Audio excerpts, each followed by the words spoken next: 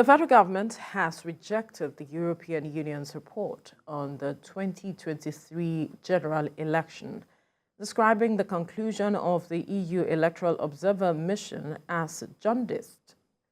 In a statement by the Special Advisor to the President on Special Duties, Communications and Strategy, Dele Alake, said, and quote, "We urge the EU and other foreign interests to be objective in all their assessments of the internal affairs of our country and allow Nigeria to breathe," end quote. Recall that on the 27th of June, the European Union presented its report on the election, saying there were systemic weaknesses and called for a need for further legal and operational reforms to enhance transparency, inclusiveness, and accountability. The officials also highlighted 6 areas of improvement, but Mr. Dele Alake stated that there is no substantial evidence provided by the EU or any foreign and local organization that is viable enough to impeach the integrity of the 2023 election outcome. Well, joining us in the studio to discuss matters surrounding this is a political analyst, Justice Adewale. Good morning. Thank you for joining us on TVC Breakfast. Good morning. Yeah. Right. And via Zoom from Abuja is a coordinator, APC Situation War Room, Michael Oluwagbemi. Good morning. Thank you for joining us on TVC Breakfast. Good morning. It's a pleasure. Thanks for having me. Right. Let me begin with you, Michael, on what your impressions were when you read that final report by the European Observer Mission. Yeah, good morning once again to your viewers. And it was, I have to say that the European report seemed almost like they were walking back to the answer. They were walking back to what they had already previously presented in their preliminary report, which was actually at variance widely with other observer groups, specifically, if you recall, the Commonwealth Group that also sent a mission of observers, the African Union that also sent a mission of observers, was largely mimicking most of those things that were probably the loudest voices on the social media by the opposition. And it was a good thing, I think, if you look at the statements by the presidency, asking and inquiring, as anyone should independently, how many of these observers actually were deployed in Nigeria and how they reached their conclusion themselves, because the work of observing cannot be done remotely. One, it cannot be based on social media noise or noise making. It has to be something that you actually saw. The difference between the approach of the European Union and the United States, I have to say, versus what the Commonwealth, African Union, and the civil society groups, including almost all the political parties, including us, the Of Progressive Congress, of which the Situation War Room, which is the Wild Artist Response Center, which I coordinated, does, is that while the later, that's the AU and the Commonwealth, as well as the civil society and the parties monitoring teams, tend to send personnel to all polling units in Nigeria, observing and aggregating reports from them, the likes of the USAID and the EU, because of they always plead their thin personnel, as well as the lack of security or their lack of being planted on ground. They tend not to leave Abuja. They move around Abuja in bulletproof vehicles and go into a Transcorp, and from there they start aggregating social media and online information. And exactly that's what seems to have happened here. Otherwise, anyone who actually observed the elections, as we did at the All Progressives Congress, Wild Artist Response War Situation Room, we had 25,000 volunteers across all the wards in Nigeria. There are about 9,000 plus wards in the country, but actually less than 9,000, about 8,700 or so wards. And those representatives were able to monitor elections in their wards. In every ward, you have typically between 12 and 20 polling units, and some of them had 2 or 3 other collaborators. And from that ward level, they were able to log in incidences, they were able to log in issues concerning arrival of polling materials, all of those things that typically can mar an election. And I have to say, we've been observing these elections since 2011. This is not a new entity. It's been coordinated largely since 2011 by the party, not just for presidential elections, for all elections from bottom to top. And this probably is the election that we struggled to actually find the kind of brazen incidences that we talked about. There were few, of course, there's no perfect human endeavor. Most of what you see being litigated on social media, even in the court that we have seen so far, has been issues around the age of the presidential candidates, presidential candidates, whether they have certificates in school, whether the server worked, which had nothing to do with the actual election itself. Most of what, and those issues actually will be left to the court, and the courts have already indicated how they are going to go in other cases that have come before the other courts that are not the election tribunals, especially in the case of whether you transmit election results live or not. It's not found in the law of Nigeria. You just have to make sure that you have observers, you do your elections, you have the observers from the parties, the polling agents of the parties sign election result sheets, and manually this is sent to the ward collation and then LG and then state collation centers, almost ultimately to the national level. There's nothing of those sorts that we used to see in the past at the polling level, unit level, that was widespread. It is not as if it did not happen, because it's impossible. Election was taking place at over 170,000 polling units across the country. You cannot have a completely, even let's do an election at a student level within a university. We all know what goes on there. But in the case of a large country like our own, at 170,000, we did not have widespread box snatching. There was no widespread lack of electoral materials. The INEC was on time. Election took place on time. By and large, the election's outcome was fair. Each three leading candidates won 12 territories or states apiece. That's as fair as an outcome as it can get.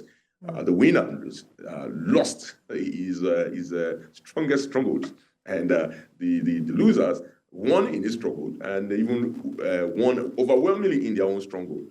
This is the first time we're witnessing this kind of thing in this country. And I think it is, I wish the European Union took a more descriptive approach, the type that was taken by the Commonwealth as well as the African Union, that had observers in most of the polling units or collaborated with civil society organizations as well as the parties like ourselves. They had 110 observers from 25 EU member states, which is what they are saying. Are you saying that was not enough to get the reports needed to have a descriptive report of what went on in the election? 110 observers cannot possibly even cover the Abuja Municipal Area Council election. Talk less of elections in the remaining 773 local government areas of Nigeria. 110 observers can, if I distribute them per ward in Abuja, with at least 15 to 20 wards, then I will end up with 5 people per ward. So, and 5 people per ward will mean that at least the polling units within each ward is another 12 to 20. So you can see how quickly, just in Abuja alone, they will struggle to cover Abuja municipal area elections with 110 observers. And these observers, by the way, do not know Nigeria. Most of them were flown in a few weeks before the election. They were sitting in the comfy of a situation, which, by the way, we know was located in Transcorp. And they were not engaging with the civil society. The European Union have to understand that this is not, I think they need to learn some lessons. Even maybe they should be humble enough to come and learn some lessons from the way Nigeria is conducting it. We are observing the kind of chaos they are going through currently in both France and Switzerland because of unevenness in their society, unevenness that we do not have in our society. We have, by and large, most people can vote. Most people are allowed to vote. Most communities are not oppressed in this our own society. And so maybe the EU we should be sending observers to their own elections across the European Union, where African migrants are widely oppressed. For African communities and ghettos across Paris and Switzerland and Milan, and they cannot participate in elections. All right. And that's because of the kind of laws they have in place, as well as the kind of racist rednecks that are continuing to dominate their political conversation. So I think they should be humble enough to know that this is Now, Nigeria, I think Nigeria is now, we cannot call Nigeria a nascent democracy anymore. Nigeria is a growing democracy with over we're already 7 handover of power since 1999. In addition to that, we're a very large democracy. We are not tiny. I mean, the entire European Union struggled to come up to the population size of Nigeria. Not all of the EU is democratic, by the way. Hungary is barely democratic in the way they conduct their own elections. So they should actually be humble enough to learn from and to understand that this country is diverse, is large, is big. The social media voices represent less than 1% of the 1% of Nigerians. I continue to tell everybody, less than 15 million Nigerians have smartphones. So if you see anybody on social, they are elites. So they cannot aggregate the voice of the social media as the voice of the white population of Nigerians. Okay. We need to quickly go on a break. When we return, we'll continue this conversation. Just stay with us. Thank you for staying with us. Before we went on the break, we were speaking with our guest on the issue of the final report by the European Observer Mission to Nigeria in the course of the 2023 general election. And the federal government has rejected that report in its entirety. And our guests in the studio, we have political analyst Justice Adewale, and via Zoom from Abuja, coordinator APC Situation War Room, Michael Uluagbemi, who spoke with us earlier. But now we are coming to the studio to you, Justice. I wonder if that report, what do you make of that report? If it was objective enough?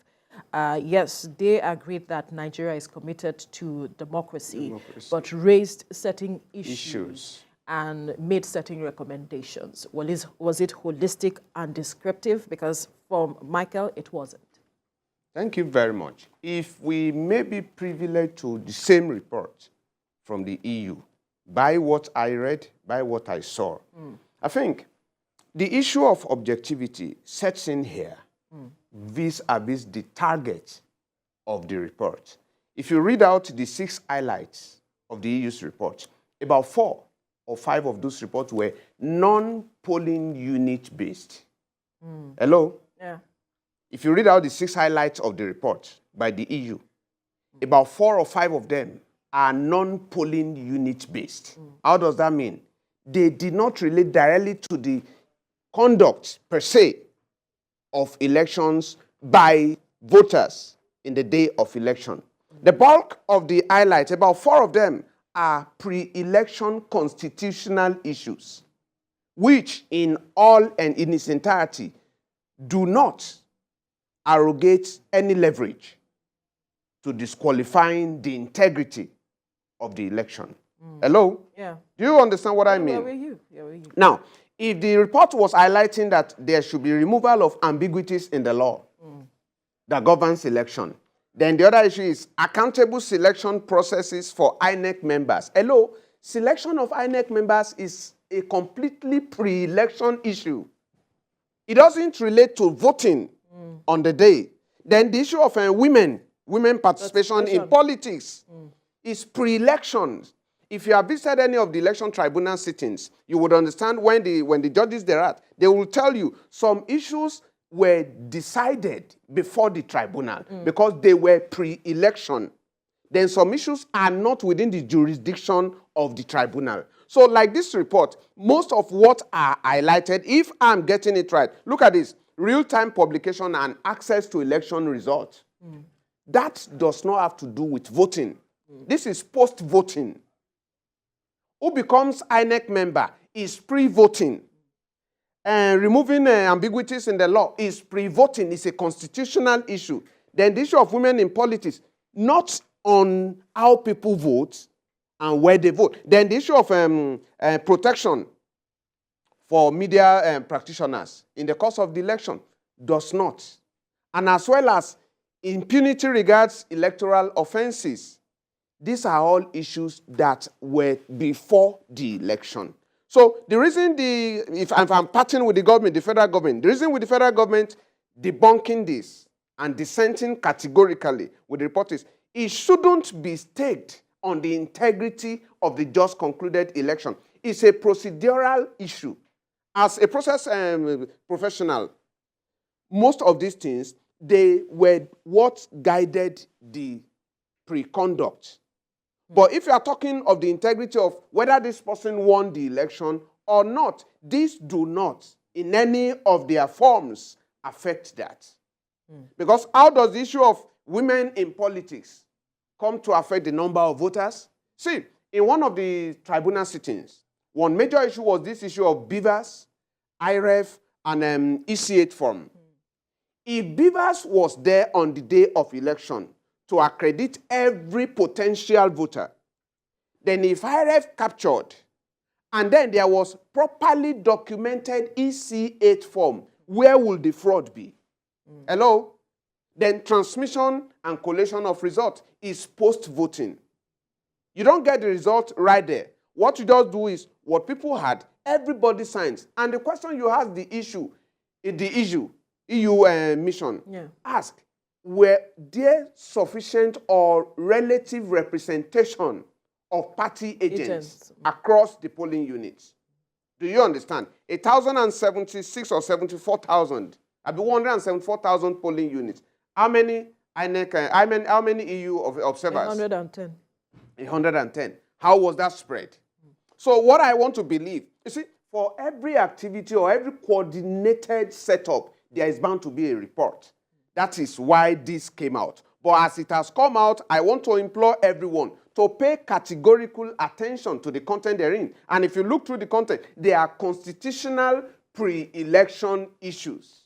The presidency also spoke about them not accepting the EU, for example, because it appeared, if I understood the presidency's statement well, first there was an initial statement by EU in February, March, after the elections, and now this is the final report. So what do you think the EU is trying to achieve? Do you agree with the presidency that there is a narrative on the ground to make us, Nigeria, conform with its own ideals or with its own yardstick or on its own national assessment? Do you think that is do you see it like the federal government is seeing it now? No, sorry, as a forensic analyst, there is a dissent. There is a very solid line between the narratives of the integrity of the election and the content of the report. That's why the bulk of what the federal government was saying was hanging on social media reports.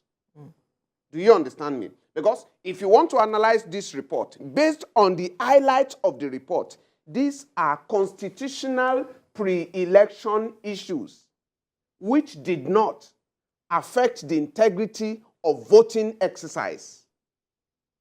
But the narrative of March report has provided a background and a basis for everyone to accuse the EU, European Union, of what might be misinterpreted of their report. Hello? Okay. The report of March, if you go through it, and you now come in, because if you read the pre-notes before these 6 highlights, when I was running through this, I called the attention of my children and wife that they should come and see. Look at the intro. Look at the intro of the report. And now look at the major highlights, 6. But they don't jive. So I may pitch a bit of my tent. What do you mean by they don't jive? They do not agree. Isn't it still the same general election? You're talking about the pre-election and post-election. Yes, Isn't it the same election we're talking about? See, in process analysis, before you set this table, the floor must be okay. Having set the table, somebody is now sitting on the table and the person fell down. Falling down is now being hung on the medical disability of the person. Hello? This table is meant to be on a good ground before anybody sits thereon. But now someone sits on the table that was placed on a ground that was not perfect. And you now accuse the person of medical incapability. The election per se, the results of the elections, they in most cases do not relate directly with this. See, there are fundamental issues in our own electoral systems and the electoral guidelines. I wouldn't know if you recall my other visitation here when I was discussing the issue of INEC. See, if we will not be sentimental, there are constitutional issues here that we should take up and consider, but not affecting the integrity of the election. Hello? The constitutional issues, they are for our observations and considerations, but they do not in any way would be accepted or adopted by anyone to have affected or tampered with the integrity of the elections that just took place. The issue of INEC membership, I've said it for once. I said, as long as INEC leadership, who supervises and conducts elections, are same civil servants employed by the sitting government, for whom and with whom elections are conducted, objectivity can be somewhere on the Third Mainland Bridge. Do you understand? This is where they are coming from. But that did not affect the voting of that day, because you will see the election. We had election in 6 geopolitical zones. The man who is claimed to have won the election now won in 3 of the 6. And the remaining 3, he came second. Hello? And would anybody now come out to say that the integrity of the election is in doubt? He won in 3 out of the 6. Then the remaining 3, he came second. Then will it now be any of the other 2 that would have won the election? And luckily, where he won, 1 was from his own. The remaining 2 were not Yoruba axis. So if there were manipulation, so to say, people would have spoken out. So what I'm saying is, if you look at the content of this highlight, they are constitutional pre-election issues, not on the day of the election. Like in my analysis, I have the primary issues, the tertiary, the secondary issues, and tertiary. Primary, it is when they took place or when there are issues before the election. Then in the course of election, where BVAS, IREV sets in, then collating results and transmitting results. Sorry, with an EC8 form properly filled and signed by all parties. Please, a bit might not go wrong with the transmission. If everybody, because there were four political parties and there are 4 political party agents, and they completed the EC8 form and they signed before it was either uploaded or not uploaded. Now transmitting it elsewhere was now the issue. That was tertiary. Like the tribunals will ask, the form, were they completed? Did you sign? And the form you signed, did you make a copy of it? So if you have that copy, that is why the tribunal is there. So the report by EU, in my own understanding and analysis, going by the highlights they have provided, they do not, and they may not affect the integrity of the polling results. What they only hampered upon was the preparatory processes, pre-elections. Who became INEC chairman? Who became INEC state coordinators? Who became INEC this and that? That should be sorted out constitutionally, not affecting how many votes were polled on that day. Do you understand now? Right. That's my position on the report. Right. Let's take the matter to Michael. I believe you're still there. These recommendations made, are they things that perhaps the government should look into? Because they are saying that it exposed enduring systemic weaknesses and therefore signal a need for further legal and operational reforms. Do you think these are issues that government should look into? Should we throw away the baby and the bathwater?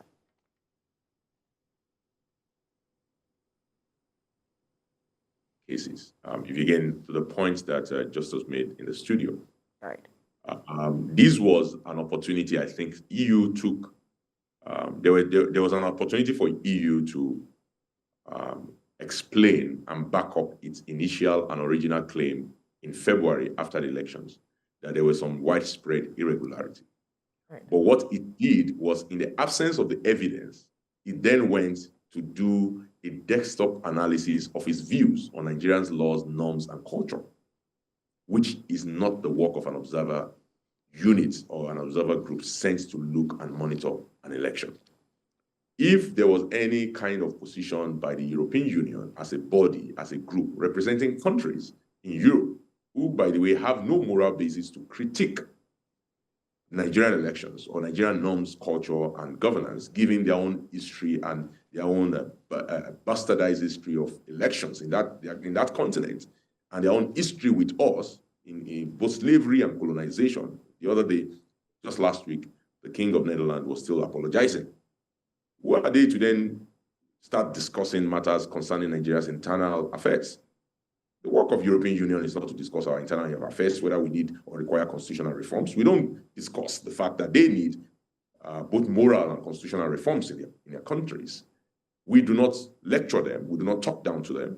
So by no means, I think it's a it's very demeaning for them to come here and discuss the reforms that Nigerians should make in its laws.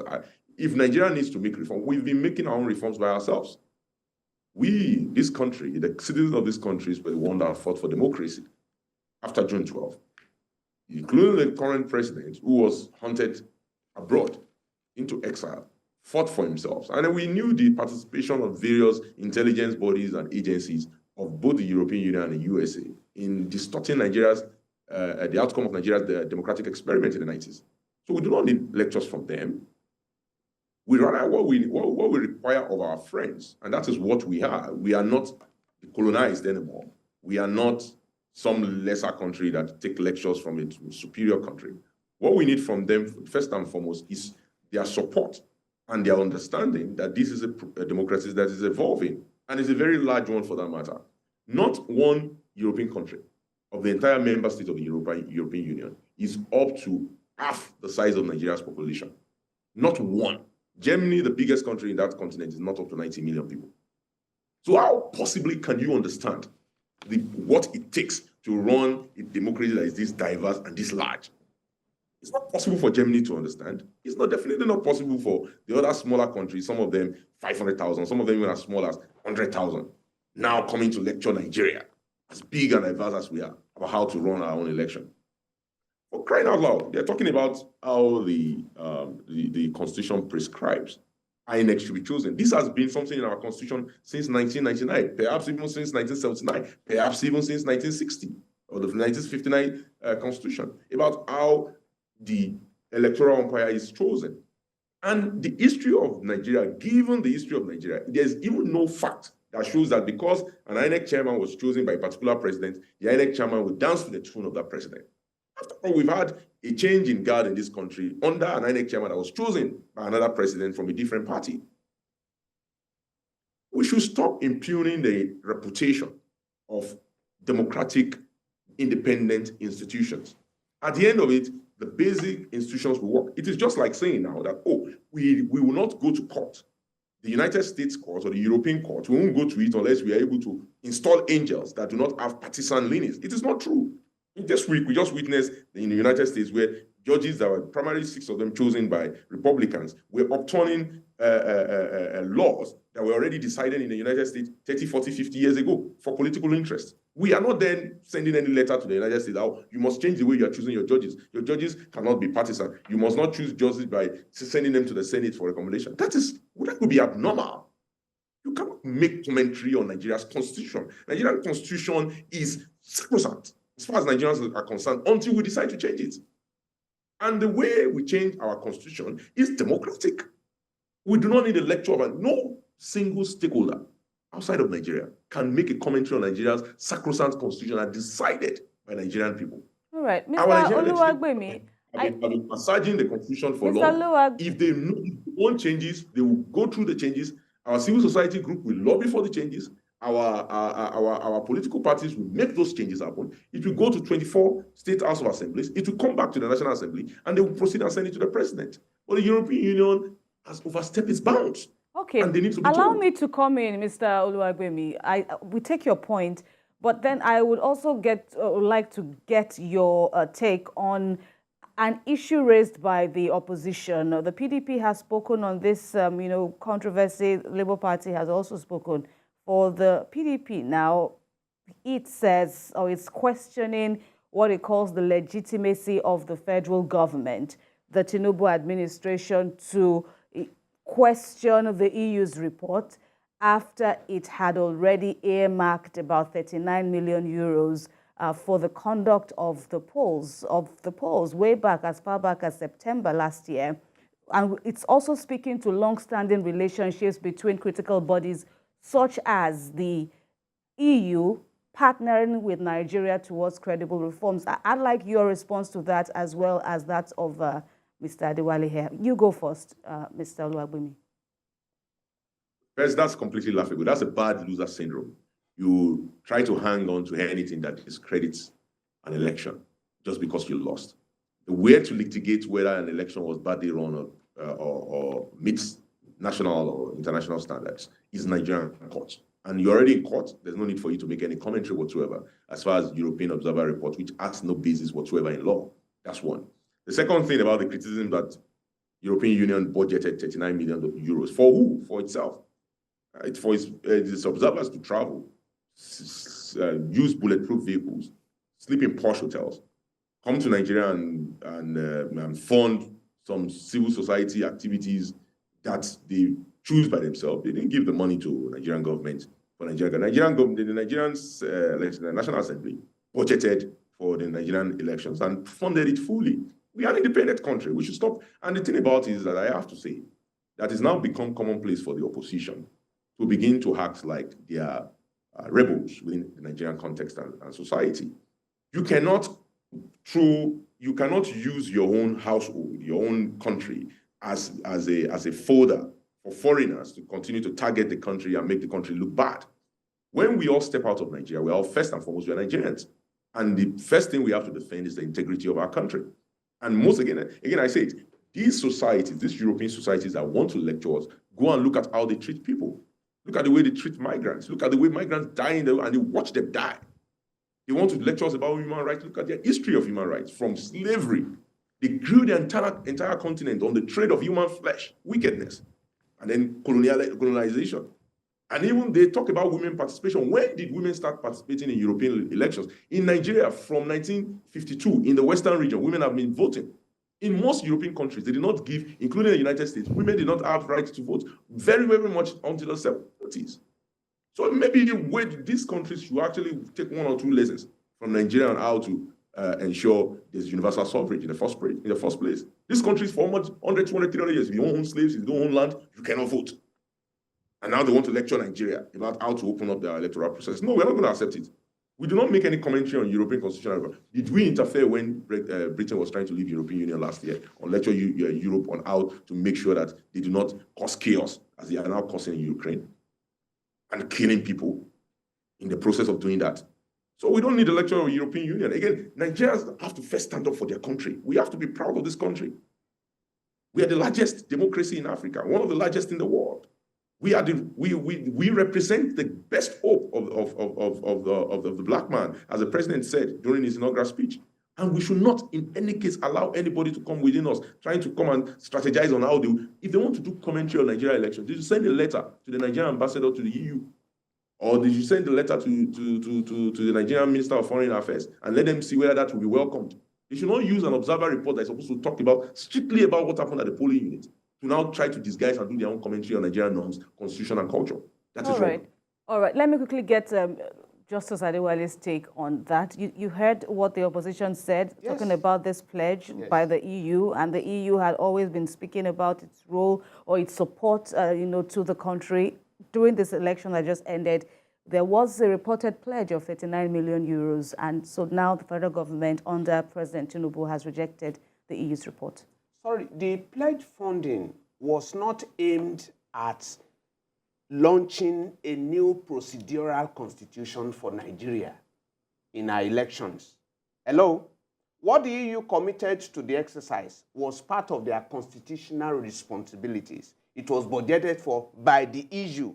So it wasn't aimed at giving Nigeria a new line or a new constitutional mode of conducting elections. So EU is just doing what it's meant to do. And like we have been saying, the entirety of the report is mere position. Hello? It's not being compelled on any nation. They came, they observed, they presented their observations, what they saw and what they felt. So it is from their background and their observations, and having presented it, it is not compelled on the Nigerian government to accept. And the first responsibility, the federal government, a living federal government, is what has just been done. Telling the world, because if you have left it to the rules of the opposition, those that have lost the elections, they will have taken this to be an overriding position completely over what we have in Nigeria as our ways and means of conducting election. So if the issue has voted or has committed or have funded the exercise by trillions of euros, that is on their side. That does not in any way compel such report on Nigeria. Do you understand? Right. So the report has been provided, it's been presented to Nigeria. The prerogative is on us to review and either accept or cast away. So right. It is basic. Right. Let me come to you now, Michael. You said the EU has overstepped its bounds, and I'm wondering if it is time for us to not allow observers like this into the country to be part of our process. That's on the one hand. And two, earlier you mentioned that no electoral process is foolproof. Are there lessons for us to learn that we need to begin to look into moving forward? Yeah, I think there's a place for international conversations around elections and how elections are held. I'm a globalist by temperament, so I wouldn't go and say, oh, by the way, we should stop having observers in Nigeria or all those kind of things. I think what we need to do is to start putting election observation on equal footing. There is an international parliamentary union, which is the union of democracies, by and large. And in that union of democracies, you have European Union member states who are democratic, as well as African states who are democratic, American states who are democratic, Asian states who are democratic, but all by and large regarded as democratic. And what should happen at that level is that we, as the global south, especially Nigeria, India, South Africa, those of us, Botswana, who are democratic, should start saying, look, there is no better democracy or senior democracy and junior democracy anymore. By and large, most of us have matured in democracy. Now, what we should have is an international scale of observing, such that we Nigerians, we send observers to United Kingdom elections, and we can also run our own commentary. We will send observers also to European Union elections, and we run our American elections.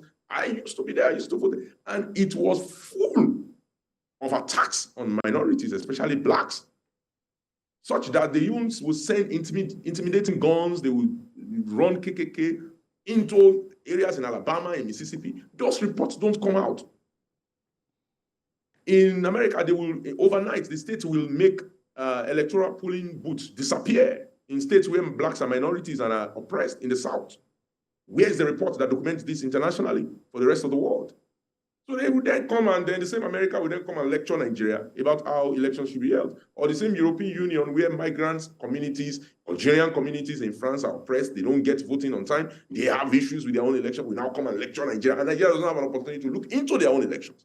So rather than stopping the observing or letting people come into Nigeria, I would say let's actually put the observing now on playing ground. All of us are democracies. No democracy is created better than the other. Democracies are outcomes of the norms, culture, and the constitution of a people and how they decide it. And we have decided that these are one democracy. So let us too, the global south, start putting together observer units and observer missions for these guys, and then making commentaries and reports on their own, and let us see how, let them start seeing how it feels after you have tried so much to ensure that your people have good access to the polling booth, and then some people will come and run a commentary based on their own desktop knowledge of the culture and norms of the society. I think that's what we should do. The other question that I posed, talking about you acknowledging that no system or electoral process is foolproof, what are the lessons that we have learned that we should improve upon? Absolutely. So look, we on ourselves in the All Progressive Congress, we have an internal report that we prepared for the party. In fact, the party itself, the All Progressive Congress, has been at the forefront of electoral reforms in Nigeria, both as a party and both as a constituent party that made up the APC. Things that we currently see that is related to beavers, they were results of what the progressive parties in Nigeria agitated for as a result of the bungled elections of 2003, 2007, and 2011. Let's remember that the current president was the one that pioneered the use of a biometric forensic analysis to overturn some state elections in Nigeria, that ultimately now people realize that biometrics is at the bottom of elections, and that's the reason why. So we know that there are some things that can be improved. For example, we as a country can move steadily and more towards some kind of electronic voting that has paper receipts. So instead of you having the paper being dropped out of the box, it's the paper that is the receipt that is being dropped out of the box. You have an electronic record and you have a paper receipt. But also, we as a country know that democracy, the quality of democracy in our country is not so much about the people that show up on the election day. Why are we not asking ourselves, where are the more than 40, 50 million missing voters? How do we improve? 25 million people deciding for 200 million people can possibly not be the best outcome. So when we talk about democracy, democracy is not just about voting. Voting is a ritual that happens every 4 years. How do we improve the participation of our citizens in our local government? That is democracy. How do we improve governance at that level? How do we ensure and open doors of democracy to people so that they can participate? They can go to their towns, to their local council meeting. They can go to their legislative sessions every week. They can give feedback. They can be part of political parties. They can register in political parties. Political parties can be more democratic. I think those are things that are more germane. I think that if you ask me, the next step Nigeria should take in electoral reform is political party regulation. And political party regulation is part of the work of INEC. And the political party regulation department in INEC is still a very tiny department. All right. Let me quickly ask Justice Adewale here about your take on the previous remarks of Michael Oluwagbemi, especially on what you expect Nigeria's relationship with the EU moving forward will be. And it's not just about EU. AU has always been coming. The NBA, local and international observers have been coming. Yeah. So what you think, or how this will impact on Nigeria's future relationships with this. And again, there's also the issue of INEC. Should INEC be unbundled, moving forward for future elections to enhance its capacity? Thank you very much. Like, if I refer to what he's saying, and in the words of one of my painters, he said, while you are doing a room painting, allowing a stranger to walk into the same room where you are painting, to pass observations and comment while you are still painting, will make the best painting. That is why you are still doing it. Somebody comes from outside and views what you are doing and passes one or two comments. That is the benefit of foreign observers being part of our electoral processes. So I wouldn't want us to completely throw away this. Because if you look through the highlight of the report, sincerely, in sincerity, if not for the backlash and the sentiments highlighted by the same issue earlier in March, in that March report, these are issues that the government, and even not even INEC now, this is because these are constitutional issues, they are beyond INEC, that the government should sit on and make amendments. Because the critical issues here, accountable selection processes for INEC members, over and over, we can do better. Because like I suggested, if we have 4 political parties going into an election, instead of allowing the career civil servants employed and engaged by the sitting government conduct the election that will be co-contested by the same government, why not allow the 4 contesting parties to nominate members from whom the chairman will be voted? Hello? If there are 4 political parties contesting in the election, let them nominate 1 person each. Then the 4, from among them, they will choose who becomes the INEC president. Unlike leaving the same INEC, who are employees of the same government that is co-contesting the election. That's number 1. Then the other issue of real-time publication and access to election, that is an issue for us to actually sit upon. If the government has voted a lot of money, huge amount of money, to ensure that elections, the processings and the results are real-time, but unfortunately, while the conduct was being done, something else came up. We shouldn't throw that away. So this relationship should continue? It is a continuum. All right. And this will not trash it. Okay. And then the capacity of INEC in future elections, should they be unbundled or should they continue as they are? I am not particularly recommending unbundling INEC. Unbundling INEC will not resolve the issue. The issue is the procedures of INEC, the extant procedures, and even beyond INEC. Now, the National Assembly has a lot to do because in the same INEC we are talking of, INEC here, INEC there, you had in the last election, INEC wanted to use downfall buses to convey election materials. That's the same INEC that had been funded for years before the election. There should be sanity and discipline. So not necessarily unbundling INEC, but the same INEC should be made to be disciplined. Recall that at some points we had the issue of cash crunch where they said that they couldn't access some monies at the time needed. That's a moral insult. Hello? It's a moral... Sorry, who is government? Who is INEC? And INEC will tell you that they couldn't access cash. That was the greatest intellectual robbery plummeted on Nigerians. That's a lie. What's separating? Hello, have you visited? Maybe when next election? Remember the cash crunch that it was difficult for a majority of persons not that to was access? Political. That's why we keep saying every time, if there be the political will. Sorry, if you had visited the CBN 2 weeks to the elections, you will know that there was money. Okay. We'll have to leave the conversation here now because our time is up. We must thank you, political analyst Justice Adewale, for your time on the program. Thank you very much. As well as our guest via Zoom, Coordinator APC Situation War Room, Michael Oluwagbemi, for your time on the program as well. Gentlemen, thank you so much. Thank you. Pleasure. Thanks for having us.